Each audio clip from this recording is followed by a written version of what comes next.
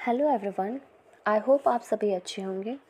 आज हमारी CDP classes का डे 3 है, जिसमें हम socialization process, gender roles, child centre and progressive education discuss करेंगे।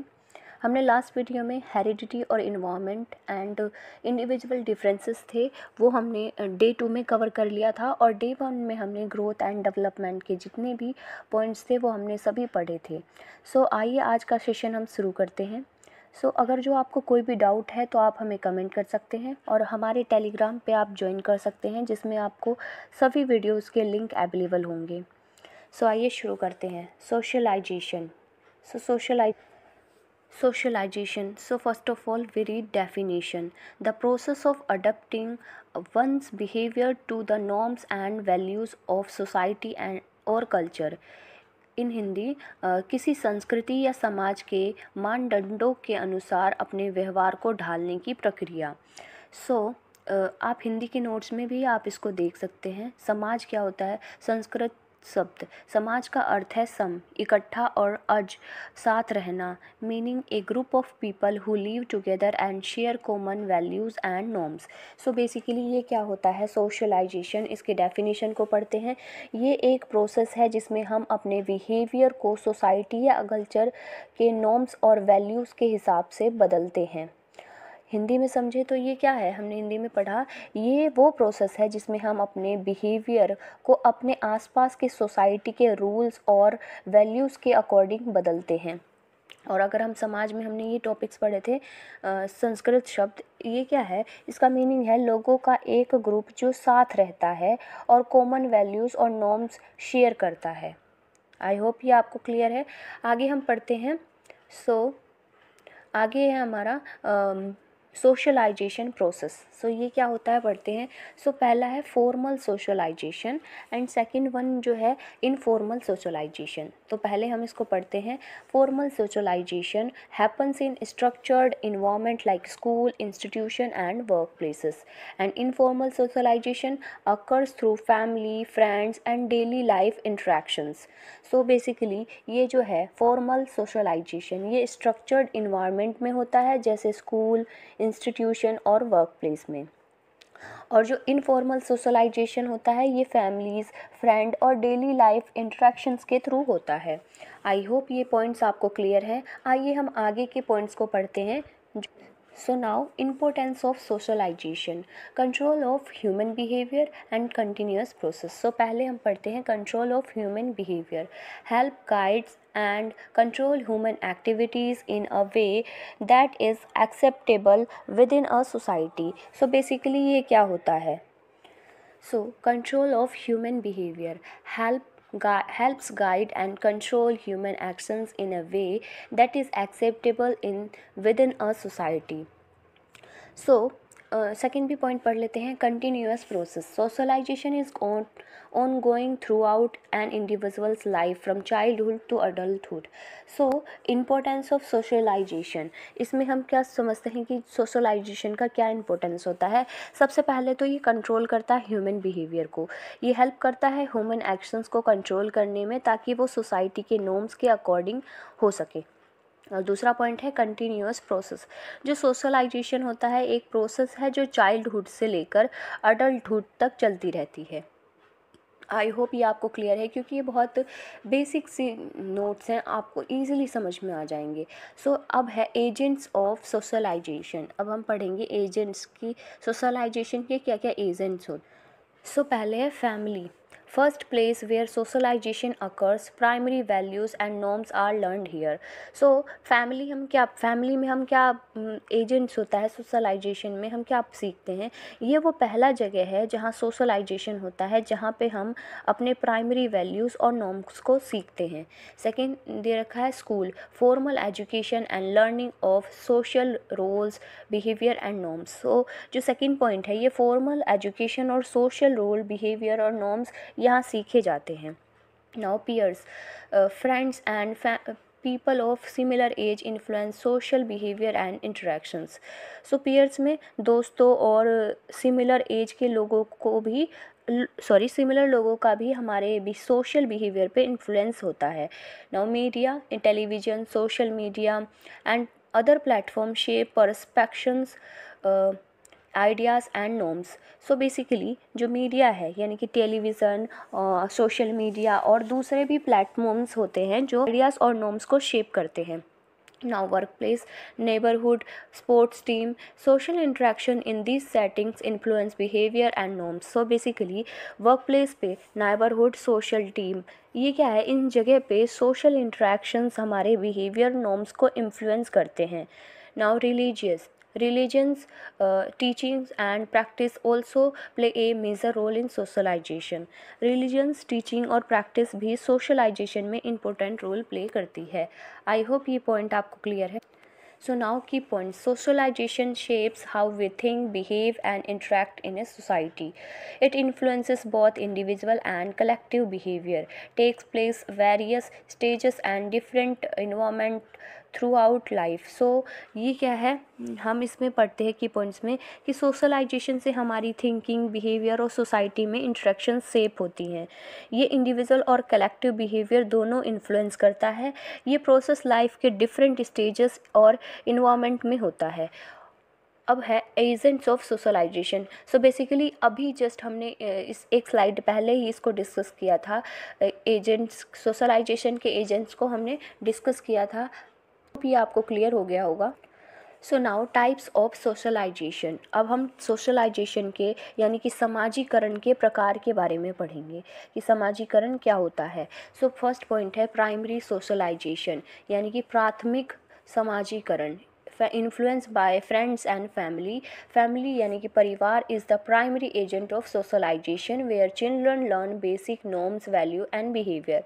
सो बेसिकली प्राइमरी सोशलाइजेशन यानी कि प्राथमिक समाजीकरण क्या होता है, ये इन्फ्लुएंस होता है हमारे फैमिली से और फ्रेंड्स से.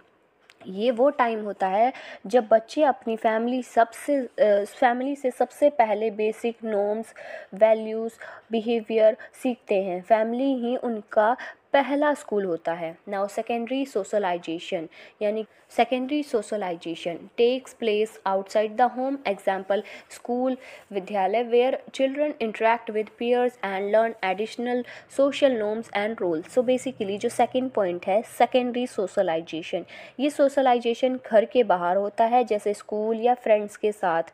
यहाँ बच्चे सोसाइटी के बारे में और अपनी रोल्स के बारे में सीखते हैं. Now third which is anticipatory socialization. तो ये क्या होता है, ये person practices for future roles and relationship. Example behaviour यानी कि व्यवहार in preparation for a future roles like preparing for a job और मैरिज. सो ये जो एंटीसिपेटरी सोशलाइजेशन होता है, ये क्या होता है, में एक इंसान अपने फ्यूचर रोल्स और रिलेशनशिप के लिए तैयार होता है जैसे जॉब के लिए या फिर शादी से पहले अपने बिहेवियर को प्रैक्टिस करना, ये सब कुछ करता है वो. सो आई होप ये आपको क्लियर है. आगे एक और पॉइंट है, उसको डिस्कस कर. रीसोशलाइजेशन, ये involves rejecting previous behaviour and adopting new ones. Example changing old habits और learning new cultural norms with when moving to a new place or society. So fourth point में हम पढ़ते हैं रीसोशलाइजेशन में ये क्या होता है, इसमें हम अपने पुराने बिहेवियर को छोड़कर नए बिहेवियर्स अपनाते हैं. जैसे जब हम नए जगह पर या कल्चर में शिफ्ट करते हैं तो नए तरीके से एडजस्ट करना पड़ता है. आई होप ये पॉइंट्स आपको क्लियर हो गए होंगे टाइप्स ऑफ सोशलाइजेशन के. जो हमने अभी क्या पढ़ा है, समाजीकरण के प्रकार, ये बेसिकली 4 टाइप. आई होप ये आपको चारों के चारों क्लियर हैं. सो आगे बढ़ते हैं एलिमेंट्स ऑफ सोशलाइजेशन. समाजीकरण इकाइयाँ, इनके बारे में पढ़ते हैं. सो पहला होता है परिवार यानी कि family, the first and most influential agent of socialization. So जो परिवार होता है ये सबसे पहले और इम्पोर्टेंट प्लेस होता है जहाँ हम सोशल बिहेवियर और वैल्यूज सीखते हैं. और सेकंड है स्कूल, विद्यालय, a place where children interact with peers and teachers, learning and societal norms. So basically ये क्या है, स्कूल यानी कि विद्यालय, यहाँ हम नए सोशल नॉर्म्स सीखते हैं और दोस्तों और टीचर्स के साथ इंटरेक्ट करते हैं. नाउ थर्ड है which is teacher. play a crucial role in shaping the behavior and values of students. So क्या है ये? टीचर्स हमें बिहेवियर, एजुकेशन और वैल्यूज़ समझाते हैं और गाइड करते हैं. आई होप जो एलिमेंट्स हैं सोशलाइजेशन के, ये आपको क्लियर हो गए. समाजीकरण की इकाइयाँ होती हैं, कौन कौन सी होती है? एक फैमिली होता है और एक स्कूल और एक टीचर. ये बहुत इंपॉर्टेंट होते हैं एलिमेंट्स. आई होप ये आपको क्लियर है. आगे बढ़ते हैं. So now agents of socialization. ये चीज़ हमने पहले भी डिस्कस की है. सो ये यहाँ पर थोड़ा डिटेल में पढ़ते हैं. So active agencies. सो पहला है family provide the first lesson in behaviour and values. So पहले हम ये सभी पॉइंट्स पढ़ लेते हैं, फिर इसके बारे में समझेंगे ये क्या होते हैं. सो सेकेंड है पीयर्स ग्रुप, सहपाठी. A group of friends who influence A group of friends who influence behavior and choice. Third है स्कूल, विद्यालय. A formal setting for learning and socializing. Fourth है religious institution, यानी कि धार्मिक संस्थान. Teach moral value, ethics and cultural practices. Fifth है caste and class, जाति और वर्ग. Social division influence behaviour and opportunities. So basically agents of socialization, समाजीकरण के जो एजेंट्स हैं उसमें हम सबसे पहले एक्टिव एजेंसीज के बारे में डिस्कस करते हैं, जो कि यहाँ पर 5 दिए गए हैं. पहला है परिवार यानी कि फैमिली. ये हमें ज़िंदगी के बेसिक लेसन सिखाते हैं, क्या सही है और क्या गलत है. और सेकंड है हमारा पीयर्स ग्रुप यानी कि सहपाठी. दोस्तों का भी हमारे सोचने और बिहेवियर पे बहुत असर पड़ता है ना. थर्ड है विद्यालय यानी कि स्कूल. ये एक फॉर्मल जगह होती है जहाँ हम सीखते हैं और दूसरों के साथ इंटरेक्ट करते हैं. नाउ फोर्थ होता है रिलीजियस इंस्टीट्यूशन यानी कि धार्मिक संस्थान. ये हमें मोरल एथिक्स और कल्चरल ट्रेडिशन के बारे में सिखाते हैं. फिफ्थ होता है कास्ट एंड क्लासेस यानी कि जाति और वर्ग. हमारा सोशल स्टेटस और क्लास हमारी अपॉर्चुनिटी और बिहेवियर को इन्फ्लुएंस करते हैं. आई होप जो एजेंसीज़ हैं एक्टिव एजेंसीज़ वो आपको क्लियर हो गई होंगी. अब हम पैसिव एजेंसीज़ को डिस्कस करेंगे. सो यहाँ पर पहला पॉइंट है mass media includes radio, television, newspaper etcetera shaping perspective and behaviour. So पहले पॉइंट में हम पढ़ते हैं पैसिव एजेंसीज़ में. निष्क्रिय एजेंसीज़ में पहला पॉइंट है मास मीडिया यानी कि टीवी, रेडियो और न्यूज़पेपर हमें दुनिया को देखने और सोचने का तरीका सिखाते हैं. सेकंड पॉइंट है library, a source of knowledge and cultural learning. So basically जो सेकंड पॉइंट है लाइब्रेरी, ये एक ऐसी जगह है जहां हम नए आइडियाज़ और कल्चर के बारे में पढ़ सकते हैं. नाउ थर्ड है magazines and books help in spreading ideas, culture and knowledge. So basically ये क्या होता है? सो मैगजीन्स एंड बुक्स ये नॉलेज और कल्चरल अंडरस्टैंडिंग स्प्रेड करते हैं. फोर्थ है museum offers exposure to historical, cultural and educational content. So ये क्या होता है? ये जगह जो म्यूज़ियम होती है वो किस चीज़ के लिए होती है? ये जगह किस चीज़ के लिए होती है? हिस्ट्री, कल्चर और एजुकेशन को एक्सप्लोर करने के लिए होती है. आई होप ये आपको क्लियर है. सो नेक्स्ट हम पढ़ते हैं. सो नेक्स्ट है हमारा जेंडर. जेंडर क्या होता है? लिंग. This refers to the social roles, behaviour and attributes that a society considers appropriate for men, women and other genders. It's a social construct meaning it's created by society and can change over time. So basically जो gender होता है, लिंग, ये क्या होता है? ये society का बनाया हुआ कॉन्सेप्ट है जो बताता है कि लड़के या लड़कियां को मतलब लड़कियों को किस तरह से बिहेव करना चाहिए. ये सामाजिक यानी कि सोशल है और ये टाइम के साथ चेंज हो सकता है. नंबर 2 पॉइंट है सेक्स यानी कि जैविक संरचना.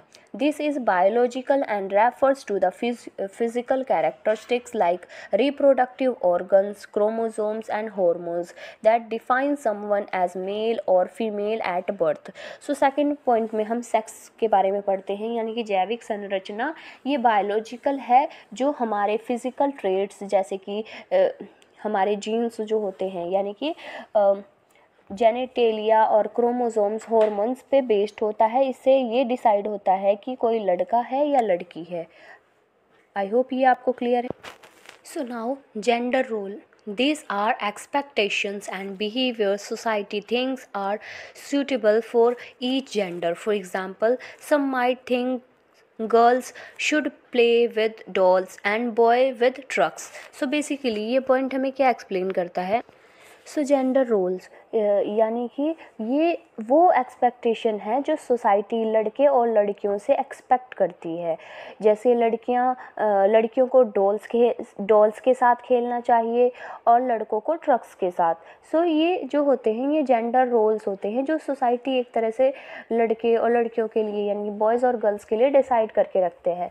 सो नाउ फोर्थ पॉइंट है जेंडर स्टीरियोटाइप यानी कि लिंग। सो gender stereotype, this is when people assume things about other based on their genders, like thinking girls are bad at maths or boys are better at sports. So basically fourth point में हम पढ़ते हैं gender stereotype में ये वो गलत assumption है जो हम दूसरों के बारे में उनके जेंडर के बेसिस पर करते हैं। जैसे कि लड़कियां मैथ्स में अच्छी नहीं होती या लड़के स्पोर्ट्स में अच्छे होते हैं।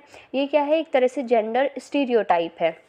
नाउ हम आगे के पॉइंट्स को सो अगला टॉपिक है जेंडर बाइसिस यानी कि लिंग पक्षपात। इसमें क्या है? This is when society give more importance और opportunity to one gender, often favouring boys over girls in areas like education और जॉब्स। सो बेसिकली जो फिफ्थ पॉइंट है यानी कि जेंडर बाइसिस यानी कि लिंग पक्षपात, ये तब होता है जब सोसाइटी एक जेंडर को ज़्यादा इम्पोर्टेंस या अपॉर्चुनिटीज़ देती है। जैसे बॉयज़ को एजुकेशन या जॉब में लड़कियों से ज़्यादा प्रायोरिटी मिलती है। सो नाउ सिक्स पॉइंट है जेंडर प्रायोरिटी। सो लिंग क्षमता, this refers to equal number and opportunities for boys and girls in areas like education and work. For example ensuring that teachers treat boy and girls equally। So six point में हम पढ़ते हैं gender priority लिंग क्षमता। ये मतलब है कि लड़के और लड़कियों को एजुकेशन या काम के मैदान में बराबर यानी कि इक्वल मौका मिले, जैसे कि टीचर्स को बॉयज़ और गर्ल्स को इक्वल ट्रीट करना चाहिए सेम उसी तरीके से। नाउ सेवंथ पॉइंट में हम पढ़ते हैं gender neutral language. This is a language that avoids biases towards any gender. For instance, instead of saying chairman, we can say chairperson to be more inclusive. So seventh point में हम क्या discuss करते हैं? Gender neutral language. ये language है जो किसी भी जेंडर को बाइस नहीं करती। जैसे चेयरमैन के बदले हम उसको चेयरपर्सन यूज़ करना, ये चीज़ बेटर है। सो एट पॉइंट में हम पढ़ते हैं gender identity. This is how a person sees and understands their own gender. A might person identify as a woman, man, both, neither or something else entirely. ये जो point है gender identity 8 point, ये वो है कि एक person अपने आप को कैसे समझता है, जैसे कि अपने आप को विमेन, मैन या दोनों या कुछ और समझ सकता है। सो अब हम नेक्स्ट पॉइंट पढ़ेंगे जो हमारा 9। सो आप इस पिक्चर में देख सकते हैं जेंडर आइडेंटिटी। सो हमने अभी जेंडर आइडेंटिटी के बारे में पढ़ा कि ये वो है कि एक पर्सन जो होता है वो अपने आप को कैसे समझता है, जैसे कि कोई अपने आप को विमेन, मैन या दोनों या कुछ भी समझ सकता है। ये एक तरह से आइडेंटिटी होती है जेंडर की। सो आगे हम पढ़ते हैं, इसमें पॉइंट्स लिखे sexual orientation, gender expression, biological sex, ये सब हम पॉइंट्स आगे डिस्कस करते हैं। सो नाउ है हमारा सेक्सुअल ओरिएंटेशन जो अभी हमने पिक्चर में देखा। This refers to who a person is attracted to emotionally और physically, such as heterosexual attracted to the opposite sex, homosexual same sex, bisexual both sexes etc. So basically 8 point है sexual orientation। ये बताता है कि कोई किस gender के लोगों की तरफ इमोशनली या फिजिकली अट्रैक्ट होता है। जैसे कि हेट्रोसेक्सुअल जो होते हैं वो अपोजिट सेक्स को अट्रैक्ट करते हैं, और जो होमोसेक्सुअल होते हैं वो सेम सेक्स को, और जो बायसेक्सुअल होते हैं ये दोनों सेक्सेस को, यानी कि बोथ सेक्स उसको ये सभी। आई होप ये आपको क्लियर है। Now gender expression. So 10th point है जेंडर एक्सप्रेशन, जो हमने अभी पिक्चर में देखा। This is how someone shows their gender identity through things like clothes, behaviour and mannerisms. For example, someone might express themselves in a way that's considered masculine or feminine. So basically जो 10 point है gender expression, ये है कि कोई अपने gender को किस तरह से एक्सप्रेस करता है, जैसे कि कपड़े, बिहेवियर और मैनरिज्म से। जैसे कोई अपने आप को मस्कुलाइन या फेमिनाइन तरीके से एक्सप्रेस कर सकता है। Now, 11th point, biological sex. This is the label given at birth based on physical traits like genitals and chromosomes, such as male, female or intersex. So biological sexes क्या होते हैं? ये वो लेबल होता है जो बर्थ के वक्त दिया जाता है, जो हमारे फिजिकल ट्रेट्स जैसे कि जेनाइटल और क्रोमोसोम पे बेस्ड होता है, जैसे मेल या फीमेल या फिर intersexes. So in short, gender is a social concept about roles and identity, while sex is biological and refers to physical trait. Gender roles, stereotype and biases are shaped by society, and it's important to be aware of them to promote equality. So basically जो हमने यहाँ पर पढ़ा, gender एक क्या है, अगर in short में हम समझे तो जेंडर एक सोशल कॉन्सेप्ट है जो रोल्स और आइडेंटिटी से रिलेटेड है, जबकि जो सेक्स होता है ये एक बायोलॉजिकल और फिजिकल ट्रेट से रिलेटेड होता है। अभी हमने क्या क्या पढ़े? अभी हमने जेंडर और सेक्स के बारे में पढ़ा कि जेंडर और सेक्स के बीच में क्या अंतर होता है। तो हमने अभी पढ़ा है कि ये दोनों, जेंडर जो होता है ये सोशल कॉन्सेप्ट होता है और जो रोल्स और आइडेंटिटी से रिलेटेड होता है, और जो सेक्स होता है ये एक बायोलॉजिकल और फिजिकल ट्रेट से रिलेटेड होता है। जो जेंडर रोल्स, स्टीरियोटाइप और बाइसेस सोसाइटी द्वारा बनाए जाते हैं, और ये ज़रूरी है कि इन्हें समझे और इक्वालिटी को प्रमोट करें। आई होप ये पॉइंट आपको क्लियर हो गए। आगे हम बढ़ते हैं, आगे हम डिस्कस करते हैं पॉइंट्स को। आगे हमारा पॉइंट है child centred and progressive education. ये इस है child centre education. John Dewey, a famous educator, promoted child centered education. He believed that the focus of learning should be one the child and their interest, abilities and needs. In these approaches, children are not seen as empty vessels that need to be filled with knowledge, as John Locke suggested. Instead, Jean Piaget, Lev Vygotsky and Zerman Buchanan argued that children actively constructed their own knowledge based on their experiences. This type of education encourages children to be curious, creative and independent learner. So basically ये जो हमने अभी discuss किया child centred education, ये क्या होता है?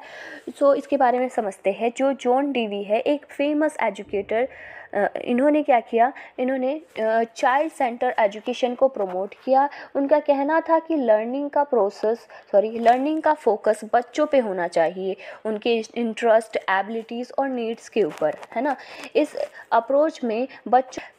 Approach में जो बच्चे होते हैं उनको एम्प्टी वेसल्स नहीं समझा जाता है जिसे नॉलेज भरना हो, जैसे कि जॉन लुक ने कहा था, जैसे जीन पियाजे, ले वाइगोस्की, और कहा कि जो बच्चे होते हैं अपने एक्सपीरियंस से अपना नॉलेज खुद कंस्ट्रक्ट करते हैं। ये एजुकेशन टाइप बच्चों को क्यूरियस, क्रिएटिव और इंडिपेंडेंट लर्नर बनाने के लिए एनकरेज करता है। अब हम पढ़ते हैं progressive education. This approach believe that learning should be hand on and active instead of just listening to the teachers. Children learn by doing. Progressive education में हम क्या समझते हैं? ये अप्रोच ये बिलीव करती है कि लर्निंग हैंड ऑन और एक्टिव होनी चाहिए, मतलब सिर्फ टीचर की बातें सुनने के बजाय बच्चे खुद करके सीखते हैं। आगे पढ़ते हैं हम। It emphasizes the education is for children, not the other way around. This means the education system should serve the child needs and help them grow, not just to follow a set of rigid rules or expectation. Teachers guide and support learning, but children are encouraged to explore, think critically, and learn from their own experiences. So basically ये क्या होता है? Students हम पढ़ रहे हैं progressive education है, ये मानता है कि एजुकेशन बच्चों के लिए है, ना कि उनके लिए। मतलब एजुकेशन सिस्टम को बच्चों के नीड्स के हिसाब से चलना चाहिए, ना कि बस रूल्स फॉलो करना चाहिए। टीचर्स बच्चों की मदद करते हुए और उन्हें गाइड करते हुए, पर बच्चों को एक्सप्लोर करना करना होगा, क्रिटिकल थिंकिंग करने और अपने एक्सपीरियंसेस से सीखने के चांसेस मिलता है। सो नाउ हम थर्ड पॉइंट पढ़ते हैं। हमने child centred education, progressive education पढ़ लिया है, teachers led versus student centred. So इसमें हम पढ़ते हैं in teachers led education the teacher is the primary source of knowledge and student listen and follow instruction. So ये क्या है? टीचर्स लेड एजुकेशन में हम पढ़ते हैं कि इसमें मेन टीचर्स ही प्राइमरी सोर्स होता है नॉलेज का, और स्टूडेंट बस उनसे सुनते और फॉलो करते हैं। सो ऐसा नहीं है। सो सेकेंड पॉइंट है in student centre education the focus on the student, they are encourage to interact, explore their interest and take responsibilities for their own learning. This can include blended learning where students learn both digitally and in person. So basically ये जो point है ये हमें बताता है कि teachers led versus student centred. इसमें हमने पहला पॉइंट जो पढ़ लिया है कि यहाँ पर जो मेन होता है टीचर ही प्राइमरी सोर्स होता है नॉलेज का, और स्टूडेंट बस सुनते हैं और फॉलो करते हैं।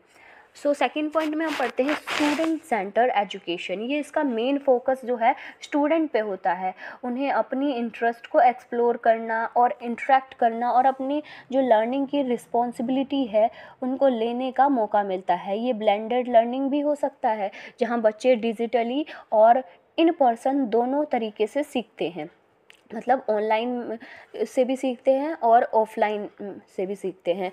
Overall child centre and progressive education focus on fostering creativity, critical thinking and active learning where the child play a centre role in their education learning. So basically ये point हमें बताता है कि जो ओवरऑल अगर हम समझें कि जो चाइल्ड सेंटर और प्रोग्रेसिव एजुकेशन का मेन गोल है बच्चों में क्रिएटिविटी, क्रिटिकल थिंकिंग और एक्टिव लर्निंग को बढ़ावा देना, जहां बच्चे अपने लर्निंग जर्नी को सेंटर बना होता है। सो नाउ हमारा point collaborative learning. In collaborative learning, students work together to learn through group discussion, projects and activities. All students share their ideas and learn from each other. This method promotes teamwork, communication and problem solving skill. So जो collaborative learning होता है यानी कि सहयोगपूर्ण अधिगम, इसमें जो students होते हैं एक दूसरे के साथ मिलकर सीखते हैं, जैसे कि ग्रुप डिस्कशन, प्रोजेक्ट और एक्टिविटीज़ के थ्रू सभी स्टूडेंट्स अपने आइडियाज़ शेयर करते हैं और एक दूसरे के से सीखते हैं। नाउ थर्ड में हमने पढ़ा था कि this method promote team work.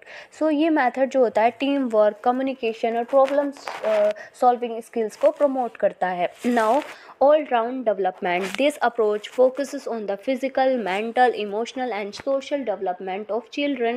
Education isn't just about academic knowledge but also about developing personality, creativity and other skills. It allows children to grow in all areas of life. So basically ये जो point है ये हमें बताता है कि all round development, इसमें क्या होता है, ये अप्रोच बच्चों के फिज़िकल, मेंटल, इमोशनल और सोशल डेवलपमेंट पे फोकस करती है। एजुकेशन सिर्फ एकेडमिक नॉलेज तक लिमिटेड नहीं होता बल्कि पर्सनालिटी, क्रिएटिविटी और स्किल्स का भी डेवलपमेंट होता है। बच्चों का बच्चों को हर एक्सपेक्ट में ग्रो करने का मौका मिलता है। सो आई होप ये आपको क्लियर हो गए होंगे। आगे हम पढ़ते हैं John Dewey lab school in Chicago 1896। John Dewey started his lab school in Chicago in 1896. Here he implanted his educational ideas such as child-centered and progressive learning methods. This school was an experiment where Dewey tested his teaching methods in a practical setting. So basically ये जो John Dewey थे, इन्होंने lab school में, जो इनका Chicago में था, 1896, John Dewey ने 1896 में यानी कि 1896 में शिकागो में अपना लैब स्कूल स्टार्ट किया था। सो यहाँ पे उन्होंने क्या किया, यहाँ पे उन्होंने अपने एजुकेशन आइडिया को इम्प्लांटेड किया, जैसे कि चाइल्ड सेंटर्ड और प्रोग्रेसिव लर्निंग मेथड। ये स्कूल एक एक्सपेरिमेंट था जहाँ डीवी ने अपने टीचिंग मेथड्स को प्रैक्टिकल रूप में टेस्ट किया था। एंड स्टूडेंट सेंटर मॉडल पढ़ते हैं, ये क्या होता है। सो आइए हम शुरू करते हैं। पहले हम पढ़ते हैं स्टूडेंट सेंटर मॉडल। ये क्या होता है। स्टूडेंट सेंटर अप्रोच, ये एक अप्रोच है जिसमें जो टीचर्स होते हैं, टीचर्स का रोल गाइड का होता है और स्टूडेंट्स का रोल एक्टिव पार्टिसिपेंट्स का, मतलब लर्निंग स्टूडेंट की नीड्स और इंटरेस्ट और स्ट्रेंथ के अराउंड होती है। पहले हम पढ़ते हैं एजुकेटर्स। एजुकेटर्स वो लोग होते हैं जो स्टूडेंट्स को पढ़ाते हैं, समझाते हैं और उनकी मदद करते हैं। ये टीचर्स, मेंटर्स, जो कोचेस होते हैं वो भी हो सकते हैं। अब हम पढ़ते हैं बेसिकली पर्सनलाइजेशन। पर्सनलाइजेशन क्या होता है। पर्सनलाइजेशन का मतलब है कि हर स्टूडेंट के लर्निंग स्टाइल्स और नीड्स के हिसाब से पढ़ाई को टेलर यानी कि एडजस्ट करना। जैसे कि एक स्टूडेंट को विजुअल लर्निंग अच्छा लगता है तो उसके लिए ज़्यादा इमेजेस और वीडियोस होते हैं वो दिए जाएं। अब हम पढ़ते हैं नॉलेज क्या होता है। प्रायर नॉलेज का मतलब है वो चीज़ें स्टूडेंट्स ने पहले से सीखी हैं, ये उनकी प्रीवियस नॉलेज है जो न्यू कॉन्सेप्ट को समझने में मदद करती है।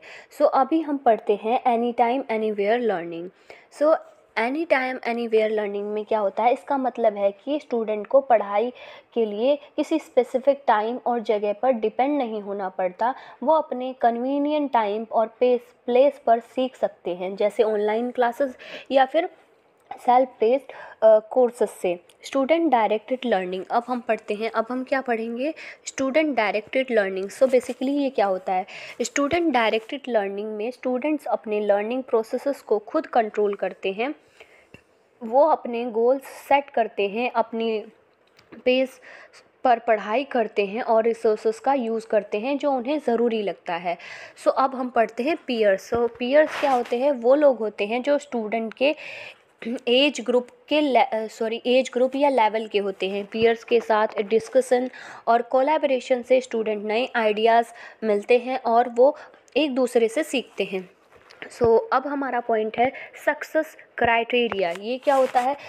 सक्सेस क्राइटेरिया वो चीज़ें हैं जो स्टूडेंट को बताती हैं कि उन्होंने अपने गोल एक्टिव किया है या नहीं। जैसे एक टेस्ट के लिए टीचर्स ये बता सकते हैं कि किस लेवल का आंसर देना चाहिए ताकि वो सक्सेसफुल हो सके। आई होप ये पॉइंट्स आपको क्लियर हो गए होंगे। फैमिली भी बहुत इम्पोर्टेंट रोल प्ले करती है स्टूडेंट सेंटर मॉडल में। सक्सेस क्राइटेरिया, आई होप ये आपको क्लियर हो गया होगा। एक बार फिर से बताती हूँ, जो सक्सेस क्राइटेरिया होता है वो चीज़ें हैं जो स्टूडेंट को बताती हैं कि उन्होंने अपने गोल्स अचीव किए हैं या नहीं किए हैं। जैसे एक टेस्ट के लिए जो टीचर्स होते हैं ये बता सकते हैं कि किस लेवल का आंसर देना है ताकि वो सक्सेसफुल हो सके।